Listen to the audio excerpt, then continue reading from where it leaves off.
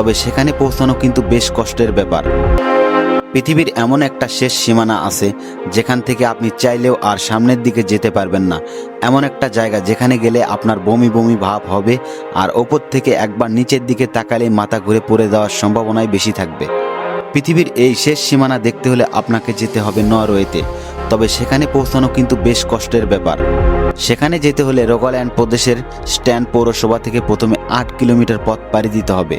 তারপর আরও 4 কিলোমিটার পথ পায়ে হেঁটে যেতে হবে। এই পথটা অনেক দুর্গম, পাহাড়ি পাথর আর কখনো কখনো জলাশয়ের ওপর দিয়ে হেঁটে চলতে হয়। আর এই কঠিন রাস্তার কারণেই সাধারণ কেউ এই পথ দিয়ে যেতে চায় না। কিন্তু যারা এই পুরো রাস্তা শেষ করতে পারেন তারাই কেবল পৃথিবীর শেষ প্রান্ত দেখতে পান। তবে আপনি যদি কখনো এই জায়গায় যেতে চান তাহলে সম্পূর্ণ নিজের ঝুঁকিতে যেতে হবে, কারণ সে দেশের সরকার আপনার কোনো দায়িত্ব নেবে না। এর আসল কারণ হলো এই জায়গাটা মাটি থেকে প্রায় 2000 ফুট উঁচুতে অবস্থিত।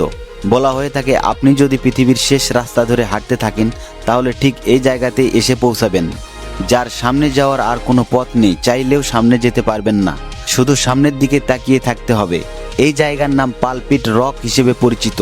প্রতি বছর কয়েক লাখ মানুষ পৃথিবীর শেষ প্রান্ত দেখার জন্য এখানে চলে আসেন, আর এই কারণেই এটা নরওয়ের একটি বিখ্যাত পর্যটন কেন্দ্র।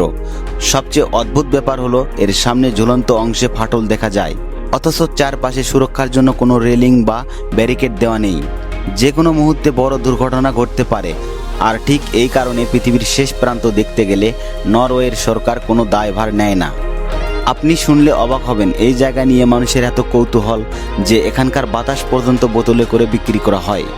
বলা হয় পৃথিবীর শেষ প্রান্তের বাতাস নাকি সবচেয়ে খাঁটি, আর এই কারণেই এখানকার মাত্র 1 লিটার বিশুদ্ধ বাতাসের দাম প্রায় 1500 টাকা।